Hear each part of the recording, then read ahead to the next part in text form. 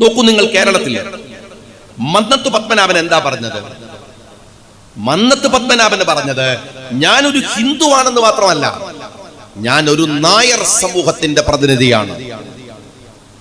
ഞാൻ നായന്മാരുടെ പുരോഗതിക്ക് വേണ്ടി പ്രവർത്തിക്കുന്നവനാണ്. നായന്മാർക്ക് സ്കൂൾ വേണം, കോളേജ് വേണം, നായന്മാർ സംഘടിക്കണം, അവകാശബോധമുള്ളവരാവണം. പക്ഷേ മന്നത്ത് പത്മനാഭനെ ലോകം വിളിക്കുന്നത്, കേരളം വിളിക്കുന്നത്, അയാൾ ഒരു റിഫോർമർ എന്ന നിലക്കാണ്, ഒരു മാതൃകാ പുരുഷൻ എന്ന നിലക്കാണ്. ശ്രീനാരായണ ഗുരുദേവൻ ഗുരുദേവൻ എന്നാണ് നമ്മൾ വിളിക്കുക. മലയാളത്തിന്റെ ഗുരുവാണ് ശ്രീനാരായണൻ, മലയാളത്തിന്റെ ഗുരുദേവനാണ് ശ്രീനാരായണൻ. പക്ഷെ ശ്രീനാരായണൻ സംസാരിച്ചത് ഹിന്ദുക്കൾക്ക് വേണ്ടിയല്ല, ഹിന്ദുക്കൾക്കകത്തുള്ള ജാതിയിലെ ഈഴവന്മാർക്ക് വേണ്ടിയാണ്. ഈഴവന്മാർക്ക് വിദ്യാഭ്യാസം വേണം, പുരോഗതി വേണം, ഈഴവന്മാർ നന്നാവണം. പക്ഷേ ആ ഗുരുദേവൻ കേരളത്തിന്റെ നവോത്ഥാന നായകനാണ്. കാരണം ഗുരുദേവനോ മന്നത്ത് പത്മനാഭനോ മറ്റൊരു സമുദായത്തെയും ഉപദ്രവിക്കണമെന്ന് പറഞ്ഞില്ല. അവരെ ബഹുമാനിക്കുകയും ജാതിഭേദം മതദ്വേഷഭേദമില്ലാതെ ഏവരും സോദരത്വേന വാഴുന്ന മാതൃകാസ്ഥാനമാണ് ഈ മണ്ണെന്ന് പറയുകയും ചെയ്തു. വക്കം അബ്ദുൽ ഖാദർ മൗലവി, KM സിദ്ദി സാഹിബ്, ഇവരൊക്കെയും സാമുദായിക പ്രവർത്തകരാണ്. ഞാൻ മുസ്ലിമാണ്, എന്റെ മതത്തിൽ ഞാൻ അഭിമാനിക്കുന്നു, മുസ്ലിങ്ങൾക്ക് വിദ്യാഭ്യാസം വേണം, അവർ സംഘടിക്കണം, അവർക്ക് പുരോഗതി വേണം എന്ന് അവർ പറഞ്ഞു. അവർ കേരളത്തിന്റെ നവോത്ഥാന നായകരാണ്, കേരളം ബഹുമാനിക്കുന്നവരാണ്. കാര്യം, അവർ മറ്റൊരു സമുദായത്തെയും ഉപദ്രവിക്കുന്നവരോ ആക്ഷേപിക്കുന്നവരോ അല്ല. ഇതാണ് സാമുദായിക പ്രവർത്തനത്തിന്റെ ആന്തരികമായ അർത്ഥം എന്ന് പറയുന്നത്. നിങ്ങൾക്ക് നിങ്ങളുടെ മതത്തിൽ വിശ്വസിക്കാം. അതിന് തലമുടിനാരിട എന്ന വാക്ക് പറഞ്ഞത് CH ആണ്. അതിനപ്പുറം നിങ്ങൾ മറ്റൊരാളുടെ അവകാശത്തെ കവർന്നെടുക്കരുത്. അതിനപ്പുറം നിങ്ങൾ മറ്റൊരാളുടെ അവകാശത്തിൽ നിന്ന് കവർന്നെടുക്കുകയോ നിങ്ങളുടെ അവകാശം വിട്ടുകൊടുക്കുകയോ ചെയ്യരുത്. ലീഗ് രാഷ്ട്രീയത്തിന്റെ അടിസ്ഥാന ഘടകം അതാണ്. നിങ്ങൾ ഓർത്തു നോക്കൂ, ഈ അടുത്ത് മാർപ്പാപ്പ മരിച്ചു.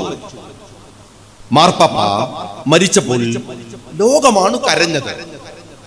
അത്രമേൽ നിഷ്കളങ്കനായ ഒരു മനുഷ്യനായിരുന്നു മാർപ്പാപ്പ. ലോകത്തെ എല്ലാവർക്കും മാർപ്പാപ്പയോട് ഇഷ്ടമായിരുന്നു. മാർപ്പാപ്പ ലോകത്തിലെ ക്രിസ്ത്യാനികളുടെ, ലോകത്തിലെ ഏറ്റവും മുതിർന്ന അവരുടെ പുരോഹിതനാണ്. പക്ഷേ മാർപ്പാപ്പ, ഫ്രാൻസിസ് മാർപ്പാപ്പ മരിച്ചു പോയപ്പോ നമുക്ക് എന്തിനാണ് സങ്കടമുണ്ടായത്? ലോക പൗരോഹിത്യത്തിന്റെ മുമ്പിൽ മാർപ്പാപ്പയുണ്ട്. തന്റെ വീട്ടിലെ 2 മുറിക്കകത്താണ് ആ മനുഷ്യൻ കഴിഞ്ഞുകൂടിയത്. ലാളിത്യത്തോടെ ആർഭാടങ്ങളുടെ പറകിൽ പോകുന്ന പൗരോഹിത്യത്തിന് ലോകത്തിന്റെ മാതൃകയായിട്ടാണ് ആ മനുഷ്യൻ ജീവിച്ചത്. മാർപ്പാപ്പ ഒരു മാതൃകയായത് എങ്ങനെയാണ്? ഇസ്രായേലിൽ വെടിവെപ്പ്, ഇസ്രായേലികൾ ഫലസ്തീനികളെ ആക്രമിക്കുമ്പോൾ മാർപ്പാപ്പ പറഞ്ഞു, അരുത്, അത് ചെയ്യരുത്. അവർ മനുഷ്യരാണ്.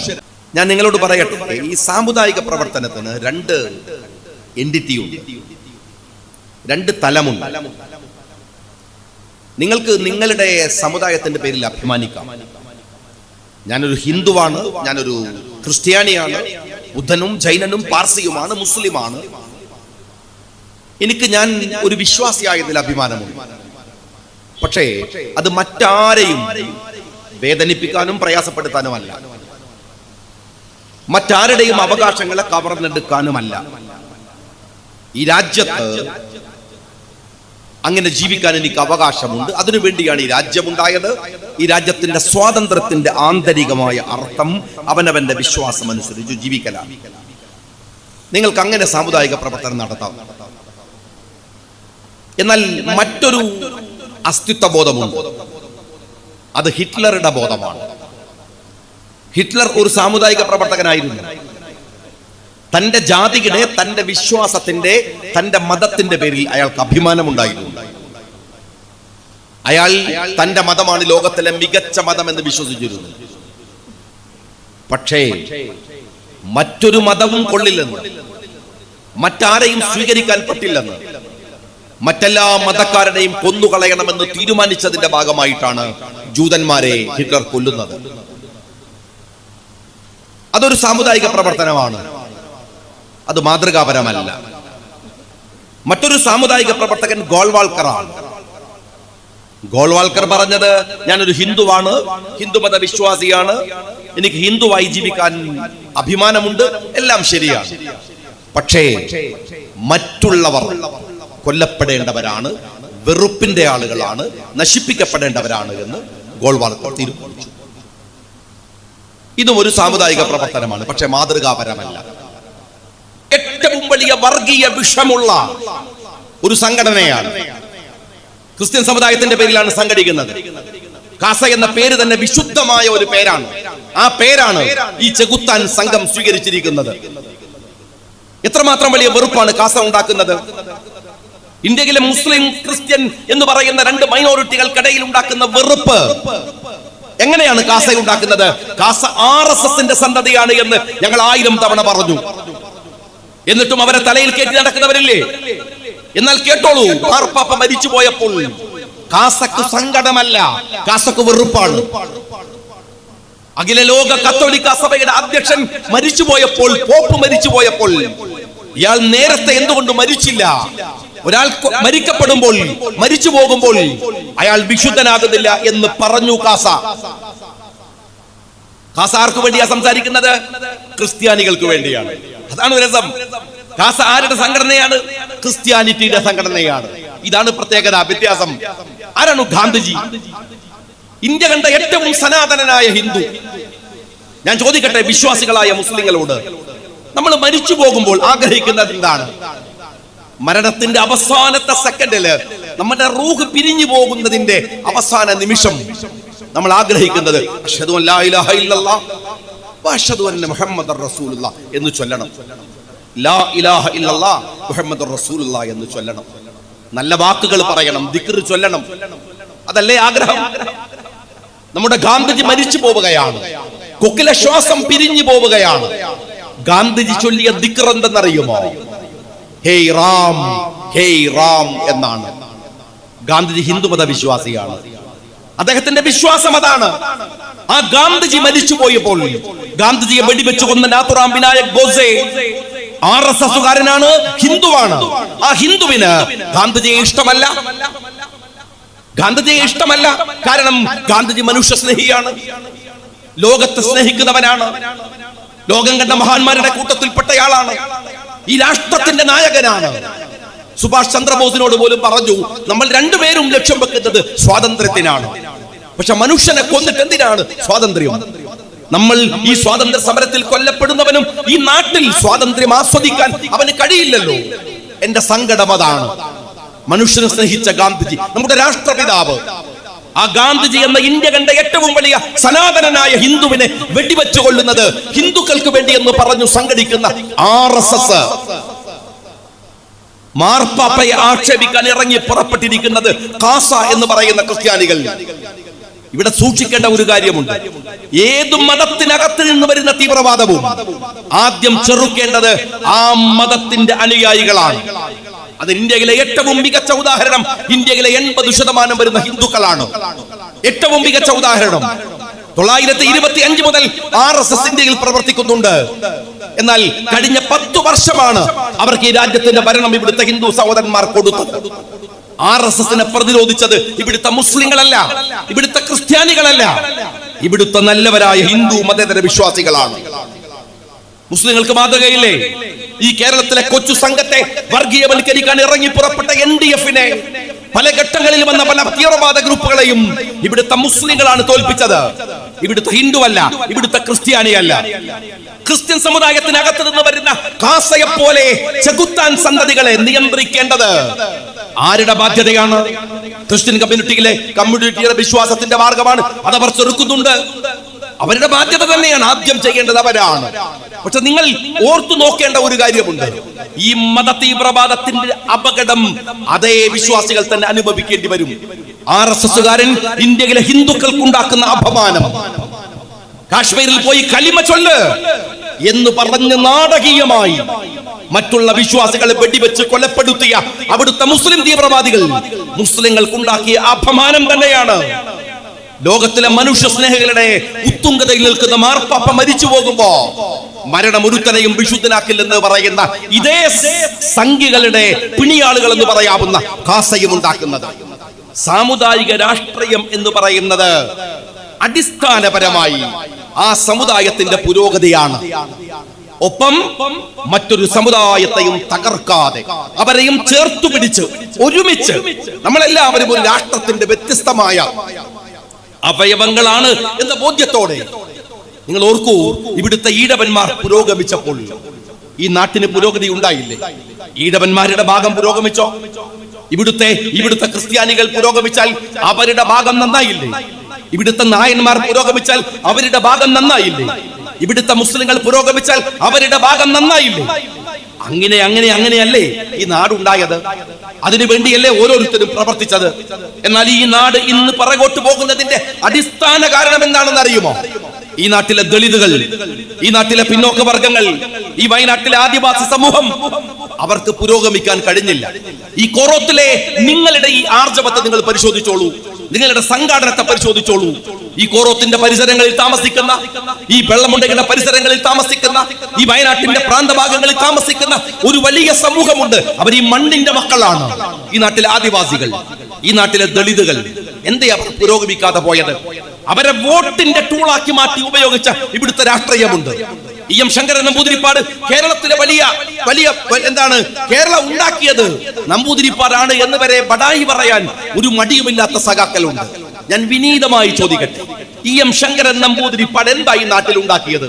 ഇവിടുത്തെ കമ്മ്യൂണിസ്റ്റുകാരൻ എഴുതി പെരിപ്പിച്ച വാക്കല്ലാതെ, ഇവിടുത്തെ കമ്മ്യൂണിസ്റ്റുകാരൻ പറഞ്ഞൂതി വീർപ്പിച്ച ബലൂണല്ലാതെ എം ശങ്കരൻ നമ്പൂതിരിപ്പാട് എന്താണ്? തന്റെ രാഷ്ട്രീയത്തിലേക്ക് വരുമ്പോ തന്റെ ജാതി കൂടെ കമ്മ്യൂണിസ്റ്റ് പ്രസ്ഥാനത്തിന്റെ കൂടെ ചേർത്ത ഒരാൾ. ഓർത്തു നോക്കൂ നിങ്ങൾ, ശങ്കരൻ നമ്പൂതിരിപ്പാട് അല്ലേ? ഏലംകുളം മനക്കൽ എന്നുവെച്ചാൽ തറവാട്ടിന്റെ പേരും ജാതിന്റെ പേരും എല്ലാം കൂടെ ഒരുമിച്ച് തന്റെ പേരിൽ ചേർത്ത് ഇവിടുത്തെ സവർണാധിപത്യം അവസാനിച്ചപ്പോ രാഷ്ട്രീയാധിപത്യത്തിൽ സവർണതയെ കുടിയിരുത്തിയ മനുഷ്യനാണ് അയാൾ. അതിന്റെ അപകടം ഈ നാട്ടിലുണ്ട്. ഈ നാട്ടിനെ സമുദ്ധാരണത്തിലേക്ക് കൊണ്ടുവരാൻ കഴിയുന്ന സമഗ്രമായ ജാതീയതയുടെ, വ്യത്യസ്ത മതവിഭാഗങ്ങളുടെ സമഗ്രമായ പുരോഗതി തന്നെയാണ് രാജ്യത്തെ രക്ഷപ്പെടുത്തിയെടുക്കാൻ കഴിയുന്ന ഒരിടപെടൽ. ഇവിടെയാണ് നിങ്ങൾ മനസ്സിലാക്കേണ്ടത്. പോപ്പിനെ എതിർക്കുന്ന കാസയെ, രാഹുലിനെ എതിർക്കുന്ന RSSനെ നിങ്ങൾ കൃത്യമായി തിരിച്ചറിയുമ്പോഴാണ് അപകടകരമായ വർഗീയതയുടെ ആഴം. ലീഗിനെ എതിർക്കുന്ന മുസ്ലിം മതതീവ്രവാദികളെ പരിശോധിക്കുമ്പോഴാണ് അടിസ്ഥാനപരമായ സാമുദായിക രാഷ്ട്രീയത്തിന്റെ ഗരിമയെന്തെന്ന്, ലീഗ് ഉയർത്തിപ്പിടിച്ച മുദ്രാവാക്യത്തിന്റെ ഗരിമയെന്തെന്ന് നിങ്ങൾക്ക് മനസ്സിലാവുകയുള്ളൂ. കാസയെ കുറിച്ച് കേരളത്തിന്റെ മുഖ്യമന്ത്രി സംസാരിക്കുമോ? നിങ്ങൾ കേട്ടിട്ടുണ്ടോ? എന്തിനാണ് ഇങ്ങനെ കാസയെ കുറിച്ച് പറയുന്നത് എന്ന് നിങ്ങൾ വിചാരിക്കും. എന്നാൽ നിങ്ങൾ മനസ്സിലാക്കേണ്ടത്, ഈ കഴിഞ്ഞ ഒരു 5 വർഷക്കാലത്തിനിടക്ക്, അത് നിങ്ങൾക്ക് ബോധ്യമാകാവുന്ന മണിക്കൂറുകൾ വരാനിരിക്കുന്നതേ ഉള്ളൂ. ഈ കഴിഞ്ഞ 5 വർഷത്തിനിടയിൽ കേരളത്തിലെ മതസമൂഹങ്ങൾക്കിടയിൽ സോഷ്യൽ മീഡിയ വഴി ഏറ്റവും അപകടകരമായ വിഷം തുപ്പിയ സംഘടന ഈ കാസയാണ്. കാസയുടെ ശമ്പളം RSSന്റെ ഓഫീസിൽ നിന്നാണ്. അവരുടെ സൃഷ്ടിയാണ്. മുസ്ലിം മത തീവ്രവാദികൾ മുസ്ലിങ്ങൾക്കുണ്ടാക്കുന്ന അപകടം പോലെ തന്നെ ഈ രാജ്യത്തിലെ വിശ്വാസികൾ തമ്മിലുള്ള യുദ്ധത്തിലേക്ക് എത്തിക്കുന്നത് കാസയാണ്. ആ കാസയെ കുറിച്ച് എന്താണ് മുഖ്യമന്ത്രിക്ക് ഒരു ഇന്റലിജൻസ് റിപ്പോർട്ടില്ലേ? ഇവരെ കുറിച്ച് മനസ്സിലായിട്ടില്ലേ? കാസയുടെ നേതാവിന്റെ ഫേസ്ബുക്ക് കെട്ടിപ്പൂട്ടി എന്നുള്ളതാണ് ഇപ്പണ്ടായ യുദ്ധം കൊണ്ടുള്ള ആകെ ഗുണം. എന്താ ഈ യുദ്ധം കൊണ്ട് ആകെ കിട്ടാവുന്ന ഏറ്റവും വലിയ ഉപകാരം എന്ന് പറയാം. ആകെ ഗുണമെന്നല്ല, ഏറ്റവും വലിയ ഉപകാരം. അയാളുടെ ഫേസ്ബുക്ക് കെട്ടിപ്പൂട്ടി. അത് സുക്കർബർഗാണ് പൂട്ടിയത്. നിങ്ങൾ മനസ്സിലാക്കണം. ഇങ്ങനെയുള്ള തീവ്രവാദ ഗ്രൂപ്പിനെതിരെ എന്തേ മുഖ്യമന്ത്രി പറയാത്തത്? പറയാനാവില്ല. അവിടെയാണ് രാഷ്ട്രീയം. കാര്യം മുഖ്യമന്ത്രിക്ക് ഇപ്പോൾ നേരത്തെ നാദർ പറഞ്ഞ പോലെ അങ്ങനെയൊന്നും പറയാൻ പറ്റില്ല. ഒരു ഉദാഹരണം ഞാൻ നിങ്ങളോട് പറയാം. ഇപ്പോ നിങ്ങളൊക്കെ കേട്ടല്ലോ, SFIO അന്വേഷിക്കുകയാണ്, മുഖ്യമന്ത്രിയുടെ മകള് പിടിക്കപ്പെടാൻ പോവാണ്, നാളെ എന്താണ് വിധി വരാൻ പോവാണ്. നമ്മളൊക്കെ വലിയ ആകാംക്ഷയിൽ കണ്ടല്ലോ എന്നുള്ള നിലക്ക് നിൽക്കുകയാണ്. ഇപ്പൊ കഴിഞ്ഞ ആഴ്ചയില് ഈ SFIOയുടെ വിചാരണ കോടതിയിൽ ED ഒരു കത്ത് കൊടുത്തു. എന്താ കൊടുത്തത്? ഈ കേസിൽ കക്ഷി ചേരാൻ ഞങ്ങൾക്ക് താല്പര്യമുണ്ട്, വീണയെ കുറിച്ചുള്ള കേസിന്റെ ഫയൽ ഞങ്ങൾക്ക് കൈമാറണം, റിക്വസ്റ്റാണ്. അപ്പൊ അതിന് SFIO കൊടുത്ത മറുപടി എന്താ? ഞങ്ങള് 54 ബുക്ക്ലെറ്റുകൾ ഞങ്ങളുടെ കയ്യിലുണ്ട്, വിശദമായ പഠനം. ആ ബുക്ക്ലെറ്റുകൾ പക്ഷേ ഫോട്ടോ കോപ്പി എടുക്കാൻ ഞങ്ങളുടെ ഓഫീസിൽ സംവിധാനമില്ല. ഞാനിത് സംസാരിക്കുന്നത് കോറോത്ത് അങ്ങാടിയിലാണ്. ഇവിടെ ഫോട്ടോ സ്റ്റാറ്റ് എടുക്കുന്ന എത്ര ഓഫീസുകളുണ്ട്, എത്ര ചെറിയ ചെറിയ ഓഫീസുകൾ ഉണ്ടാവും. ഒരു ഫോട്ടോ സ്റ്റാറ്റ് മെഷീന്റെ വില എന്താ അറിയുക? 10,000 ചുവടയാണ്. നിക്കോണിന്റെ ഒരു ഫോട്ടോ സ്റ്റാറ്റ് മെഷീൻ വാങ്ങണമെങ്കിൽ. SFIO പോലെ ഇന്ത്യയിലെ ഒരു സമുന്നത അന്വേഷണ ഏജൻസിയുടെ കയ്യിൽ ഫോട്ടോ സ്റ്റാറ്റ് മെഷീൻ ഇല്ല. അപ്പൊ ED പറഞ്ഞു, ശരി, നിങ്ങളെ കയ്യിൽ മെഷീൻ ഇല്ലല്ലോ, ഞങ്ങൾ എന്ത് ചെയ്യാം, മെഷീനുമായി നിങ്ങളെ ഓഫീസിൽ വരാം, എന്നിട്ട് ഞങ്ങൾ ഫോട്ടോ സ്റ്റാറ്റ് എടുത്തോളാം. അതിന്റെ മറുപടി കഴിഞ്ഞ ആഴ്ച വിചാരണ കോടതിയിൽ SFIO പറഞ്ഞ എന്താണെന്നറിയോ? പറ്റൂല, ഞങ്ങൾക്കത് തരാൻ പറ്റൂല.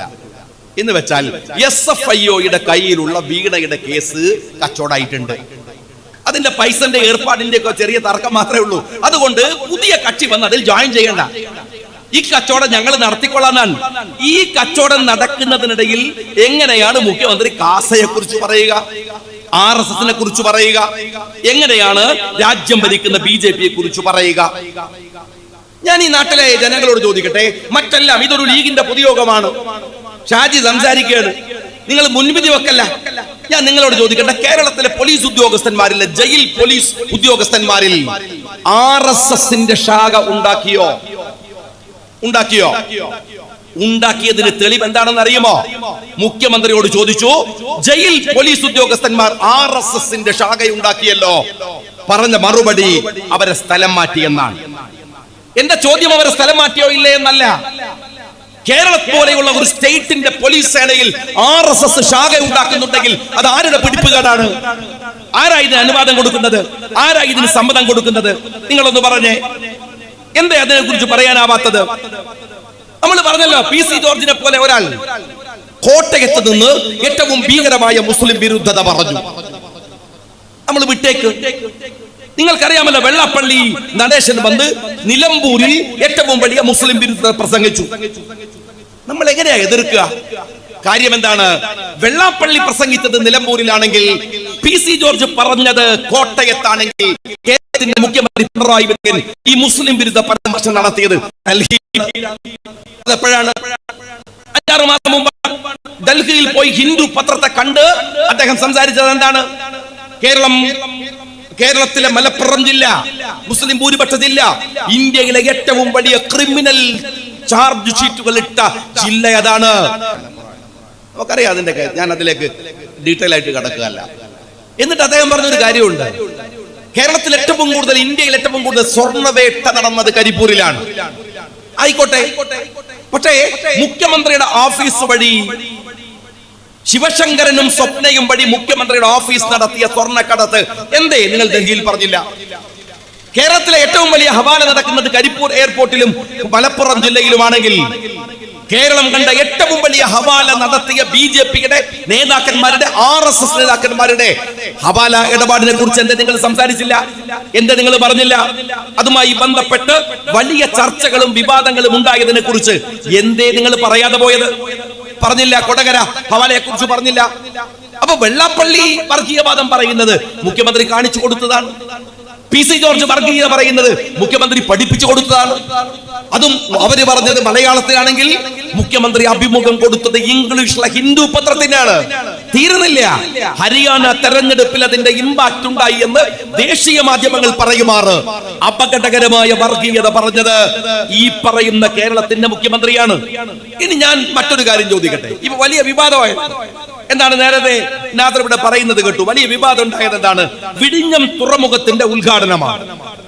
നമുക്ക് അതില് വേറെ അതിന്റെ അത് ആരാ തുടങ്ങിയത്, എന്താ തുടങ്ങിയത്? നമ്മളൊന്നും പൊട്ടന്മാരല്ലാത്തത് കൊണ്ട് നമുക്കറിയാം. ഉമ്മൻചാണ്ടി സർക്കാരിനെതിരെ ഏറ്റവും വലിയ ആരോപണം ഉന്നയിച്ചു. ഞങ്ങൾ കുറച്ചുപേര് ഹരിത MLA-മാരായി നിയമസഭയിൽ അങ്ങനെ ഒരു മൂവ്മെന്റ് നടത്തിക്കൊണ്ടിരിക്കുന്ന സമയത്താണ് വിഴിഞ്ഞത്തെ അതുമായി ബന്ധപ്പെട്ട റിപ്പോർട്ട് ഉമ്മൻചാണ്ടി ഉണ്ടാക്കുന്നത്. ഞങ്ങളത് അദ്ദേഹവുമായി സംസാരിച്ചത് എനിക്ക് ഓർമ്മയുണ്ട്. 4000 പേജുള്ള എൻവയോൺമെന്റൽ സ്റ്റഡിയാണ് കേരളം സെൻട്രൽ ഗവൺമെന്റിന് കൊടുത്തത്. എന്നിട്ട് അതിന് അനുമതി വാങ്ങി. അന്നത്തെ UPA ഗവൺമെന്റിൽ ജയറാം രമേശ് വളരെ സെൻസിറ്റീവ് ആയിട്ടുള്ള പാരിസ്ഥിതിക വീക്ഷണമുള്ള മനുഷ്യനാണ്. പറ്റില്ല എന്ന് പറഞ്ഞു. കാരണം ഒരു ബ്രേക്ക് വാട്ടർ ഉണ്ടാക്കിയാൽ പോലും വലിയ പ്രശ്നമാണ് ഇന്നത്തെ കാലത്ത് മത്സ്യത്തൊഴിലാളികൾക്ക്. അതുകൊണ്ട് ഇത് പറ്റില്ല എന്ന് പറഞ്ഞു. പക്ഷേ ഉമ്മൻചാണ്ടി സാർ എന്ന ആ മനുഷ്യനെ കേരളത്തിൽ കൊണ്ടുവന്ന് ബോധ്യപ്പെടുത്തി UPA ഗവൺമെന്റിന്റെ അനുമതി വാങ്ങി അവിടെ തറക്കല്ലിട്ടു. നമുക്കറിയാം.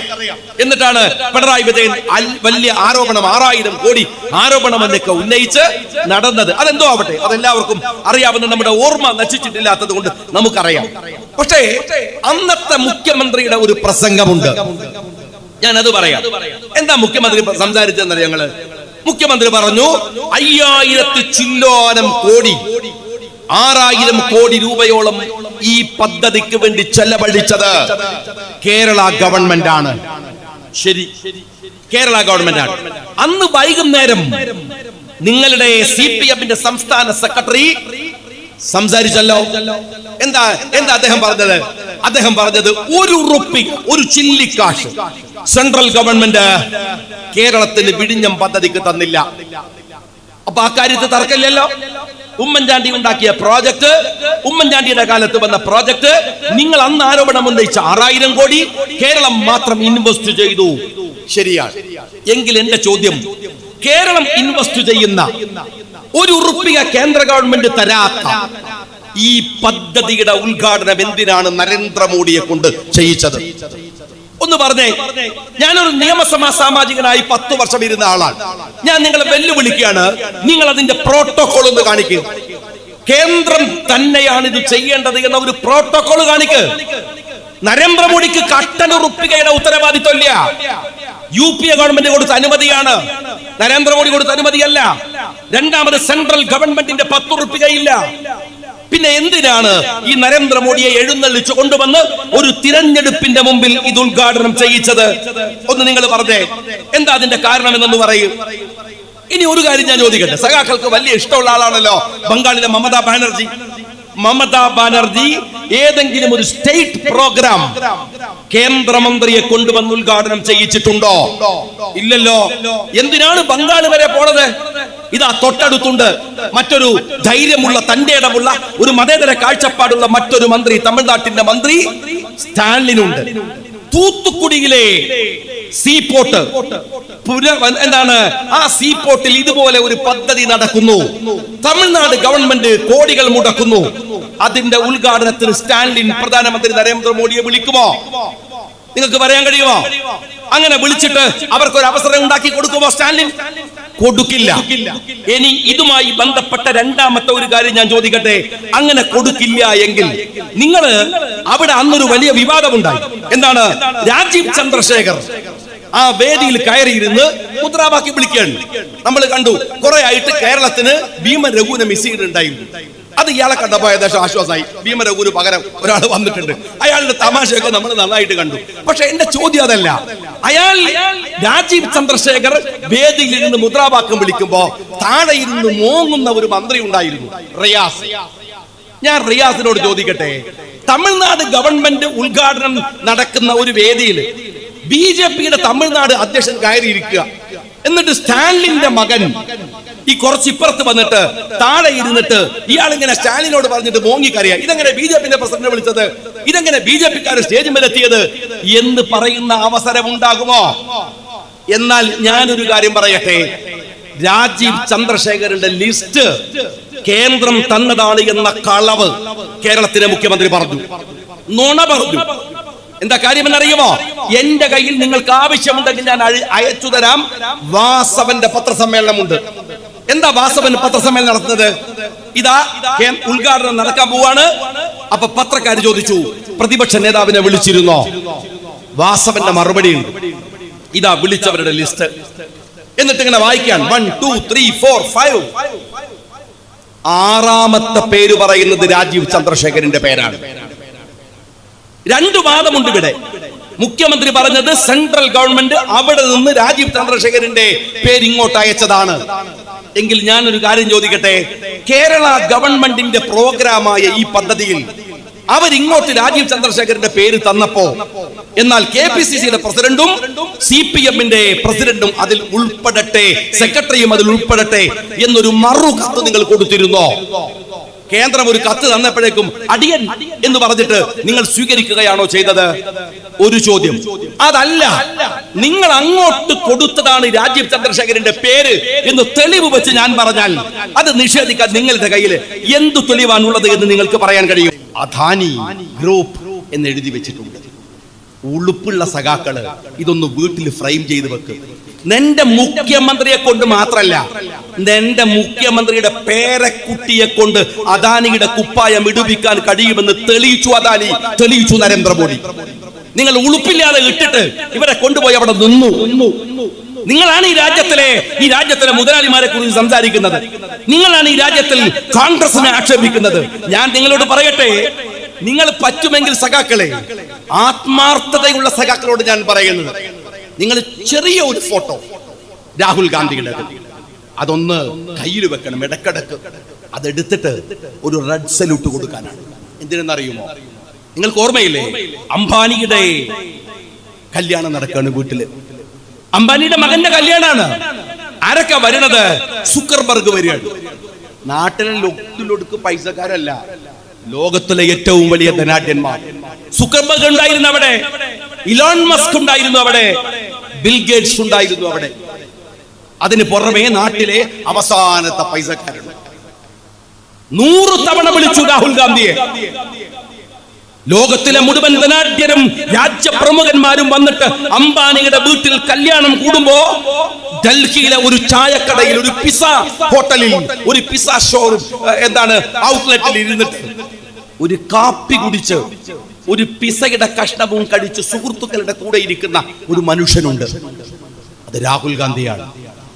1000 വട്ടം ജനിച്ചാലും അതുപോലെ ഒരു നേതാവിനെ കിട്ടില്ല കമ്മ്യൂണിസ്റ്റുകാരാ നിങ്ങളുടെ ഈ തഴികെ കൊടുക്കൽക്കടയിൽ. ഞങ്ങൾ ഇതാ അഭിമാനമുണ്ട്, വെറുതെ ഇരുന്ന് കൈയടിക്കല്ല.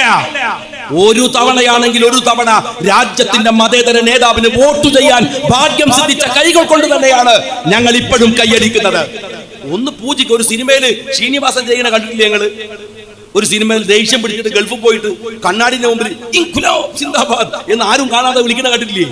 അതുപോലെ രാഹുലിന്റെ ഫോട്ടോ വെച്ചിട്ട് ആരും കാണാതെ ഒരു സിന്ദാബാദ് വിളിക്ക്, ഒരു ആശ്വാസം ഉണ്ടാവട്ടെ.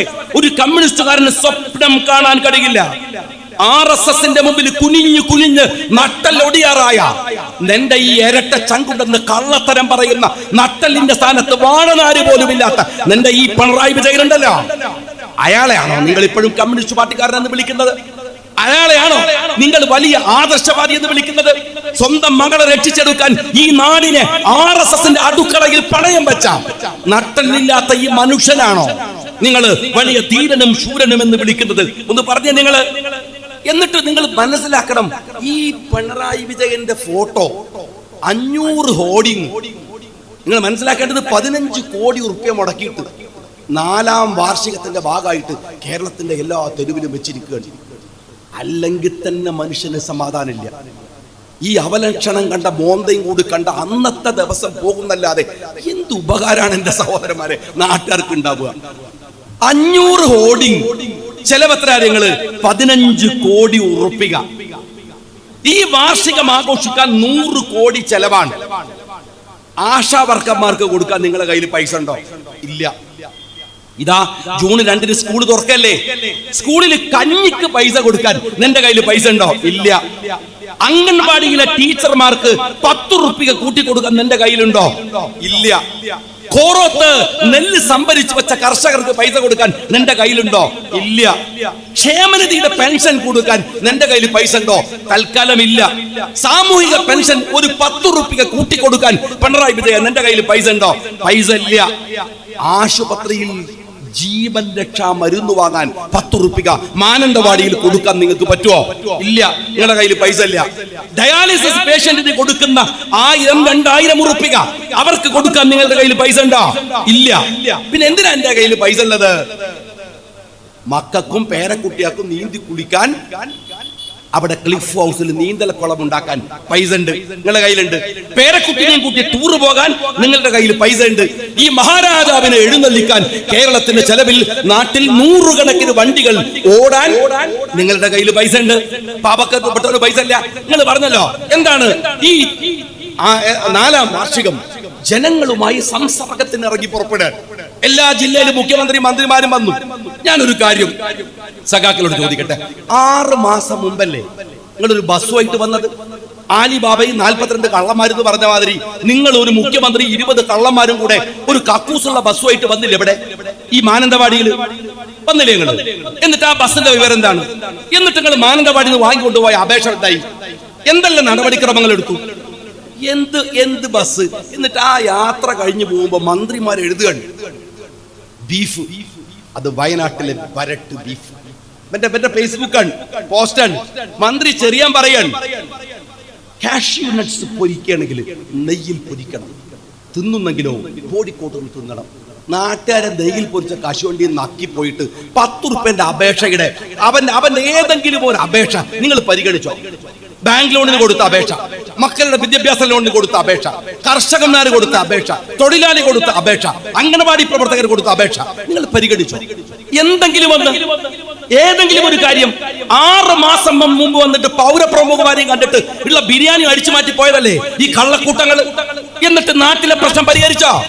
എന്നിട്ട് ഉളുപ്പില്ലാതെ 4ാം വാർഷികത്തിന് 100 കോടി ഉറുപ്പ്യ ചെലവഴിച്ച് പിന്നെയും വരികയാണ് ഈ ആലിബാബയും 41 കള്ളന്മാരും. പിന്നെയും ഞാൻ ചോദിക്കുന്നത്, എന്ത് രാഷ്ട്രീയത്തെയാണ് നിങ്ങൾ ഈ പ്രതിനിധീകരിക്കുന്നത് എന്നെങ്കിലും പറ. ഞാൻ ഈ നാട്ടിലെ കോറോത്തിലെ ജനങ്ങളോട് പറയുന്നത്, രാഷ്ട്രീയത്തിന് ഒരു ക്ലാരിറ്റി വരികയാണ്. ഏതെങ്കിലും ഒരു വൈരത്തിന്റെ പേരിൽ മാറി നിൽക്കേണ്ട സമയമല്ല. നിങ്ങൾ ചോദിക്ക്, കോൺഗ്രസിനോട് ചോദിക്കാനുള്ളത്, ലീഗിനോട് ചോദിക്കാനുള്ളത്, CPM-നോട് ചോദിക്കാനുള്ളത്. അടിമത്തമല്ല രാഷ്ട്രീയം. ഒന്നിനും അടിമത്തത്തിന്റെ പേരിൽ നിൽക്കണ്ട. നിങ്ങൾ ചോദിച്ചോ ഞങ്ങളോട്, ഞങ്ങൾ ഉത്തരം പറയാം. തിരിച്ചു ചോദിക്കും നിങ്ങൾ അവരോട്. ഇന്ത്യയിൽ വ്യക്തതയുള്ള ഒരു രാഷ്ട്രീയം രൂപപ്പെട്ടു വരുന്നുണ്ട്. രാഹുൽ ഗാന്ധിയുടെ നേതൃത്വത്തില് രാഹുൽ ഗാന്ധിയെ കുറിച്ച് പറയുന്നത്, ഞങ്ങൾ ആ മൂവ്മെന്റിന്റെ കൂടെയാണ്. ഇവിടുത്തെ മുഴുവൻ സഹോദരങ്ങളെയും ഞങ്ങൾ നിർത്താൻ ശ്രമിക്കുന്നത് ആ മൂവ്മെന്റിന്റെ കൂടെയാണ്. ഇതൊരു അടിമത്തമല്ല, വ്യക്തതയും കൃത്യതയുമുള്ള രാഷ്ട്രീയമാണ്. ഞങ്ങൾ എന്തിനാണ് കോൺഗ്രസ് ഇന്ത്യയിൽ വരണം എന്ന് പറഞ്ഞുകൊണ്ടിരിക്കുന്നത്? ഞങ്ങൾക്ക് കോൺഗ്രസിനെ പിന്നെയും ചീത്ത പറയാൻ സ്വാതന്ത്ര്യം കിട്ടണം എന്നതുകൊണ്ടാണ്. അതിനാണ് ഞങ്ങൾ ഈ ജനാധിപത്യത്തിൽ വിശ്വസിക്കുന്നവരാണ്.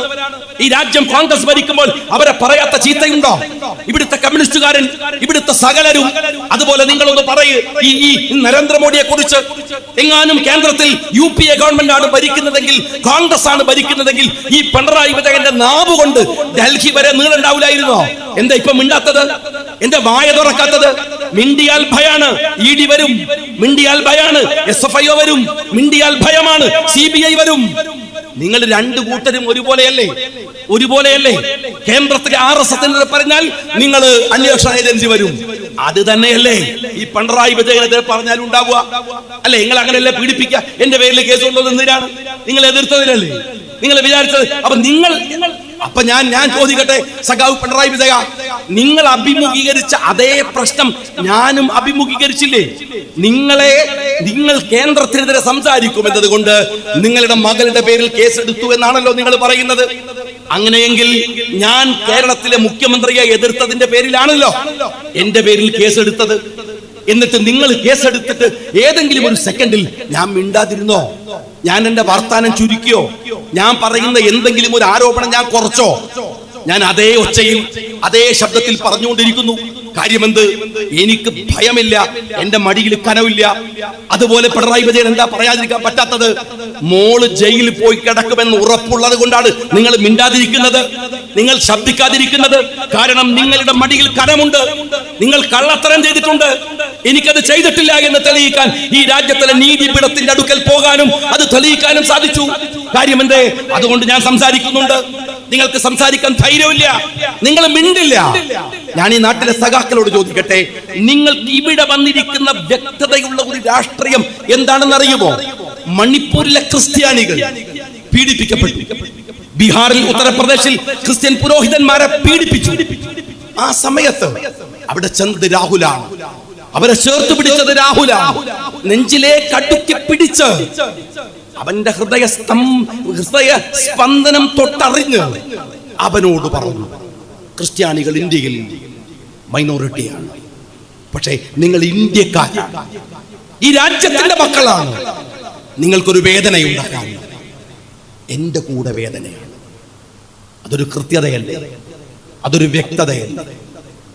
ഞങ്ങൾ മുസ്ലിങ്ങൾ ഞങ്ങളെ അനാവശ്യമായി ചൊറിയാൻ മറ്റൊരു സമുദായത്തിനും വേദനയില്ലാത്ത വിഷയത്തിൽ നിങ്ങൾ കാണിച്ച ചൊറിച്ചിലായിരുന്നു NRC, നിങ്ങൾ കാണിച്ച ചൊറിച്ചിലായിരുന്നു വഖഫ് ബില്ല്.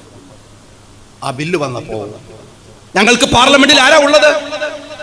എത്ര പേർ ഞങ്ങളുടെ ധീരന്മാരായ നേതാക്കന്മാരുണ്ട്. ET മുഹമ്മദ് ബഷീർ സാഹിബുണ്ട്, മനോഹരമായി പ്രസംഗിക്കാൻ കഴിയുന്ന സമദാനി സാഹിബുണ്ട്, ഞങ്ങൾക്ക് രാജ്യസഭയിൽ MP മാരുണ്ട്, അതുപോലെ ഖനിയുണ്ട്, എല്ലാവരും ഉണ്ട്.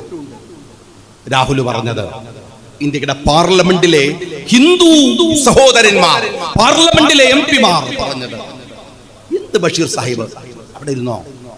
നിങ്ങൾ അവിടെ ഇരുന്നോ? ആ മുസ്ലിങ്ങളെ ചേർത്ത് പിടിച്ച് ഈ രാജ്യത്തിന്റെ മതേതര സമൂഹം അവർക്ക് വേണ്ടി സംസാരിച്ചു. ഇന്ത്യയുടെ പാർലമെന്റിലെ വഖഫ് ബില്ലിലെ ഏറ്റവും മനോഹരമായ പ്രസംഗം ഒരു മുസ്ലിമിന്റെതല്ല. അറിയണം നിങ്ങൾ, ഒരു മുസ്ലിമിന്റെതല്ല, രണ്ട് മുസ്ലിമിന്റെതല്ല, പക്ഷേ 100 കണക്കിന് ദശക്കണക്കിന് വരുന്ന ഹിന്ദു സഹോദരന്മാരുടെ പ്രസംഗമാണ്. അതാണ് ഇന്ത്യ. ആ വ്യക്തതയ്ക്ക് നേതൃത്വം കൊടുത്തയാളുടെ പേര് രാഹുൽ ഗാന്ധി എന്നാണ്. ആ രാഹുൽ ഗാന്ധിയുടെ കൂടെ ഞങ്ങൾ നിൽക്കുന്നുണ്ട്. രാഹുലിന്റെ വലിയ നേതാവ്, വലിയ മുത്തച്ഛൻ പണ്ഡിറ്റ് ജവഹർലാൽ നെഹ്റു കോഴിക്കോട് കടപ്പുറത്ത് വന്ന് ലീഗിനെ ആക്ഷേപിച്ചു. അദ്ദേഹം ഒരു മാന്യനാണ്. പറയാവുന്ന പദപ്രയോഗത്തിലെ അങ്ങേ അറ്റം ഈ ലീഗ് ഉണ്ടല്ലോ, അവർ ചത്ത കുതിരയാണ്. അതിനേക്കാൾ മനോഹരമായി, സർഗാത്മകമായി, കാവ്യാത്മകമായി ഞങ്ങളുടെ അഭിവന്ദ്യനായ ചങ്കിലെ ചോര CH മുഹമ്മദ് കോയ സാഹിബ് മറുപടി പറഞ്ഞു. അല്ല പണ്ഡിറ്റ്ജി, ഉറങ്ങിക്കിടക്കുന്ന സിംഹമാണ്. ഞങ്ങൾ തർക്കിച്ചിട്ടുണ്ട്, ഞങ്ങൾ മത്സരിച്ചിട്ടുണ്ട്, ഞങ്ങൾ പോരാടിയിട്ടുണ്ട്, പക്ഷെ അത് ജനാധിപത്യപരമാണ്. ഞങ്ങളുടെ ഇസ്സത്തിനെ വിട്ടെറിഞ്ഞിട്ടല്ല ആ പോരാട്ടം നടന്നത്.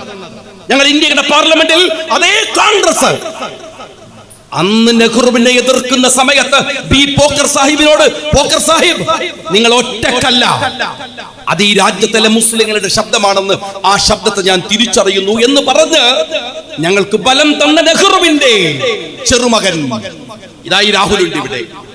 ഇതൊരു വ്യക്തതയുള്ള രാഷ്ട്രീയമാണ്. സഖാക്കളെ, കേരളത്തിന് പുറത്തേക്ക് പോയാൽ വലിയ ശൂന്യതയാണ് നിങ്ങൾക്ക്. ഇവിടെയുള്ളൂ നിങ്ങളും നമ്മളൊക്കെ.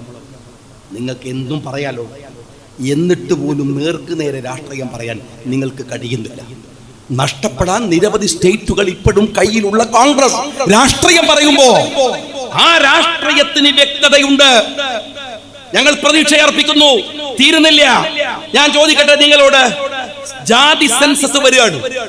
നിങ്ങൾ പറ്റുമെങ്കിൽ ഇന്ത്യയുടെ പാർലമെന്റിൽ രാഹുൽ ഗാന്ധി ജാതി സെൻസസിൽ നടത്തിയ പ്രസംഗം എടുത്തു കേൾക്കണം. നിങ്ങൾക്ക് അത് യൂട്യൂബിൽ ലഭ്യമാണ്. മനോഹരമായ പ്രസംഗമായിരുന്നു അത്. രാഹുൽ പറഞ്ഞ ഒരു വാക്കുണ്ടെന്ന്, ഇന്ത്യയുടെ ആണിക്കല്ല് ഈ രാജ്യത്തിലെ പല ജാതി മതസമൂഹങ്ങളാണ്. അത് തകരരുത്. അവർക്കെല്ലാം അവകാശം വേണം. ഈ രാജ്യത്തിലെ എത്രയോ ശതമാനം, ഒരു 60-70% വരുന്ന ദളിതുകള്, ആ ദളിതുകൾക്ക് പക്ഷെ ഈ രാജ്യത്ത് കിട്ടുന്ന ജോലി ഒരു 5% പോലുമില്ല. അവർക്ക് വേണം ഈ രാജ്യം. സംവരണത്തിന്റെ കണക്കുകൾ രാഹുൽ ഗാന്ധി പറഞ്ഞു. തീർന്നില്ല. ജാതി സെൻസസ് വേണമെന്ന് രാഹുൽ പ്രസംഗിച്ചപ്പോ കളിയാക്കിയവരില്ലേ?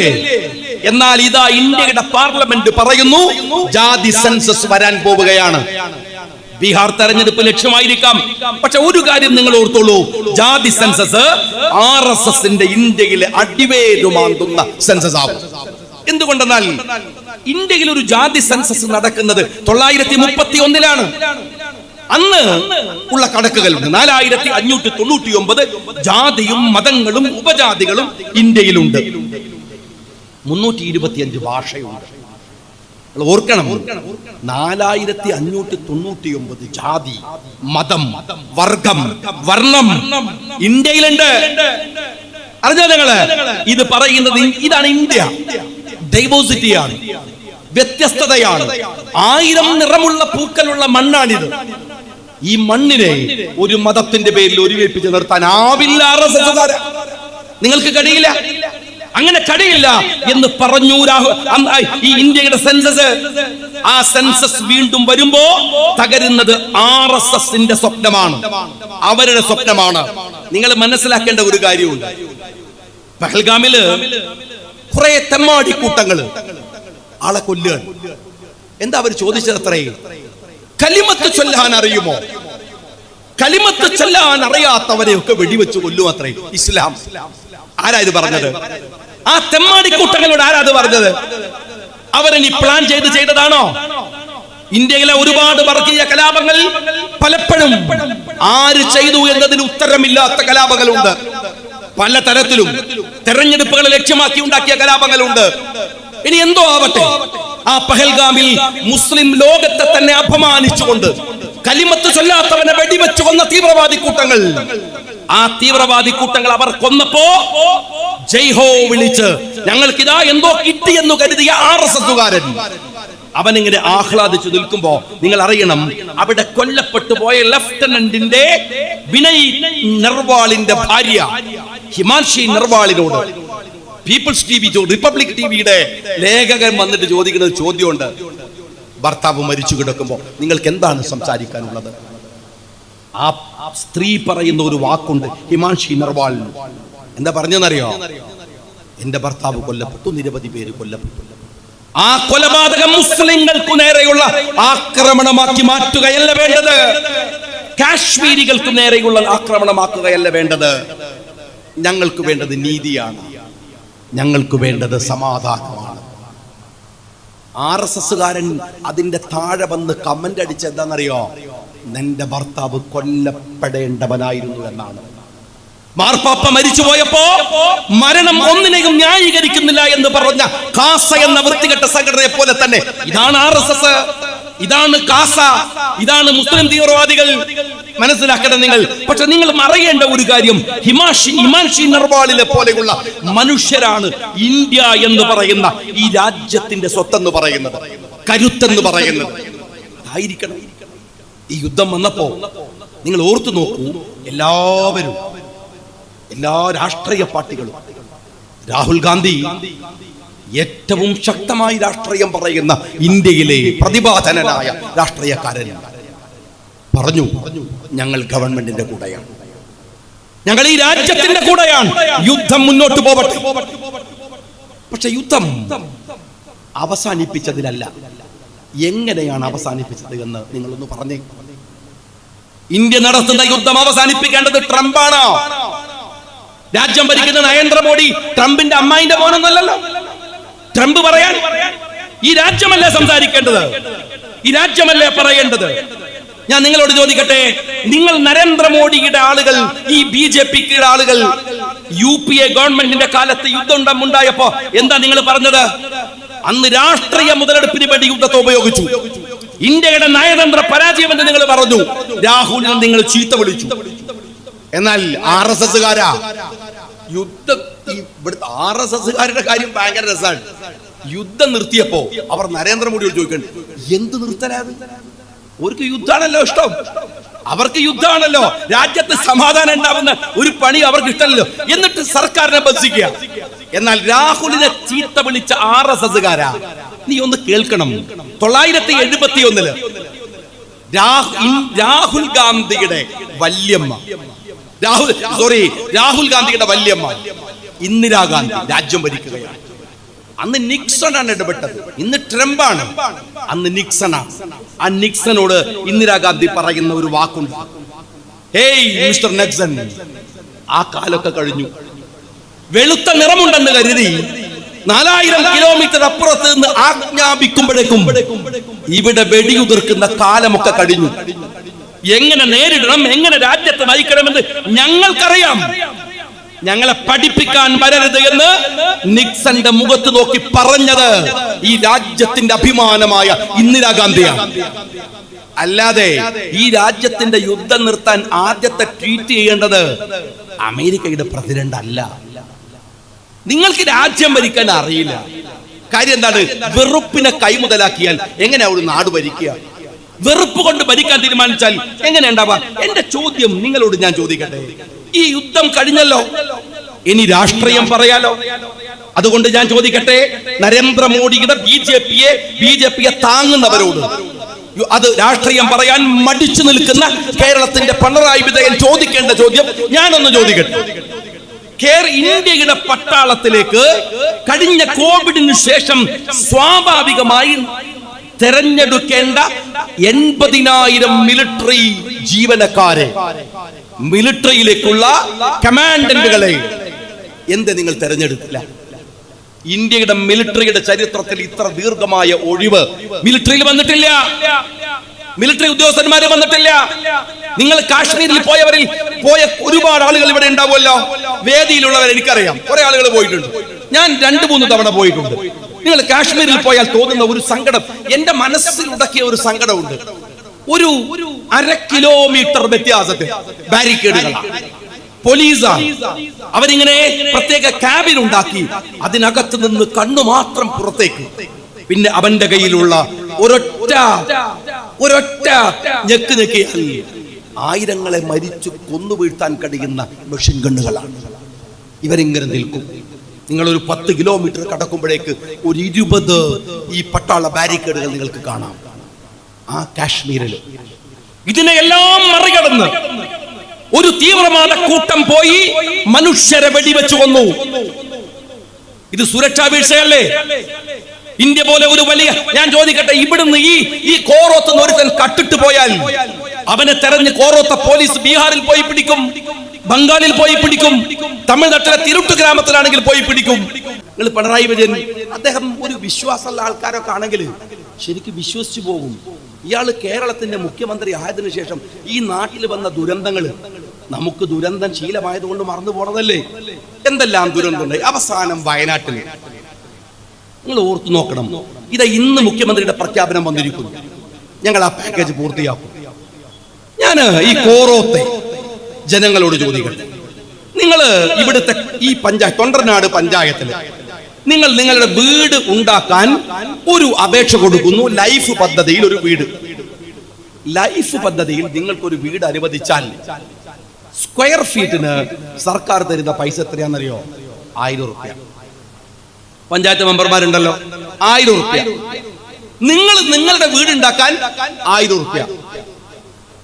ഏറ്റവും നന്നായിട്ട് എന്റെ വീട് ആരാ ഉണ്ടാക്കുക? ഞാനല്ല ഉണ്ടാക്കുക. ഞാൻ എന്റെ വീട് ഉണ്ടാക്കണമെങ്കിൽ സ്ക്വയർ ഫീറ്റിന് 1000. എന്നാലോ വയനാട് പുനരധിവാസ പദ്ധതിയിൽ വീട് നഷ്ടപ്പെട്ടു പോയ പാവങ്ങൾക്ക് സർക്കാർ വീടുണ്ടാക്കി കൊടുക്കുകയാണ്. ആര് വഴി? ഊരാലിങ്കൽ വഴി. അപ്പൊ സ്ക്വയർ ഫീറ്റിന് എത്രയാ? 3000 രൂപ. ഇതെന്ത് പരിപാടിയാണോ? ഞങ്ങളെ വീടുണ്ടാക്കുമ്പോ സ്ക്വയർ ഫീറ്റിന് 1000, ഊരാലിങ്കൽ വീടുണ്ടാക്കുമ്പോ സ്ക്വയർ ഫീറ്റിന് 3000. ഈ 3000 വീടിന് മാത്രമാണോ? ആ മൊത്തം പദ്ധതിക്കാണോ? ഊരാലിങ്കൽ പിണറായി വിജയന്റെ ബിനാമി ഏർപ്പാടല്ലേ? കമ്മ്യൂണിസ്റ്റ് പാർട്ടിയുടെ ബിനാമി ഏർപ്പാടല്ലേ? സംശയങ്ങളില്ലേ? ജനങ്ങൾ പറയണില്ലേ? ഈ ഊരാലിങ്കലിന് നിങ്ങൾ ഈ പദ്ധതി കൊടുക്കുന്നത് എത്ര കോടിയുടെ അഴിമതിയാണ്? ഇനി ഞാൻ ചോദിക്കട്ടെ, വായ്പ തള്ളുന്ന ഇഷ്യൂ ഉണ്ടായി. ഈ അടുത്ത് ഏറ്റവും റീസെന്റ് ആയി വലിയ പ്രശ്നം ഉണ്ടായി. ആ വായ്പ തള്ളണമെങ്കിൽ ചെറിയ ചില്ലാനം കോടി, ഒരു 10 കോടി 20 കോടി കൊടുത്താൽ അവിടുത്തെ മുഴുവൻ ആളുകളുടെയും വായ്പയും തള്ളാം. ആ പണം നിങ്ങൾ കൊടുക്കുവോ? കൊടുക്കൂല. എന്ന് വെച്ചാൽ മനുഷ്യന്റെ ദുരന്തത്തെ പോലും കച്ചവടമാക്കുന്ന ഒരു ഗവൺമെന്റ്, ആ ഗവൺമെന്റാണ്. കേന്ദ്രത്തിനായാലും കേരളത്തിനായാലും ദുരന്തം അവർക്ക് ആഘോഷമാണ്. ഞാൻ ഒരു കാര്യം നിങ്ങളോട് പറയട്ടെ, ഞാൻ പറഞ്ഞു, കൃത്യതയുള്ള ഒരു രാഷ്ട്രീയം രൂപപ്പെട്ടു വരികയാണ്. മുസ്ലിം ലീഗിന് അതിന്റെ പൊളിറ്റിക്സും ഈ രാജ്യത്ത് വിശ്വാസിയായി സമുദായ രാഷ്ട്രീയത്തെ ഉയർത്തിപ്പിടിച്ച് ജീവിക്കുക എന്നത് നമ്മുടെ ബാധ്യതയാണ്. അതിനുവേണ്ടി മുന്നോട്ട് ഭയപ്പെടുന്നവരുണ്ട്. വഖഫ് വന്നില്ലേ, NRC വന്നില്ലേ, പേടിച്ചോളൂ, ഭയപ്പെട്ടോളൂ, പ്രത്യാക്രമണം, ഇതൊന്നുമേ ശരിയല്ല. എന്തു വന്നാൽ, എത്ര വലിയ കടുത്ത നിയമങ്ങൾ കൊണ്ട് നിങ്ങൾ ഈ രാജ്യത്തിലെ വിശ്വാസത്തിന്റെ മുകളിൽ ആക്രമണം നടത്തിയാലും ഞങ്ങൾ ഈ രാജ്യത്ത് ജീവിക്കും.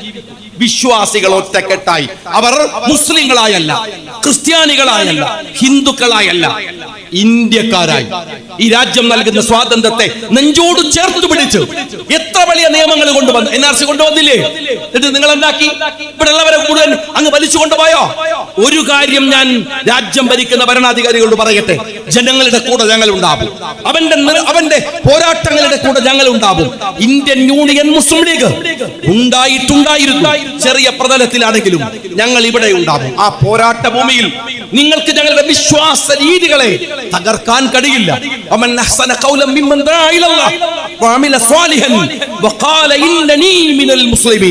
വിശ്വാസത്തോടെ നല്ലത് പ്രവർത്തിച്ച് അവസാന ശ്വാസം വരെ ഈ വിശ്വാസ പ്രമാണങ്ങളിൽ അധിഷ്ഠിതമായി ഉറച്ചു നിന്നുകൊണ്ട് മുന്നോട്ട് പോകാൻ നമുക്ക് കഴിയേണ്ടതുണ്ട്.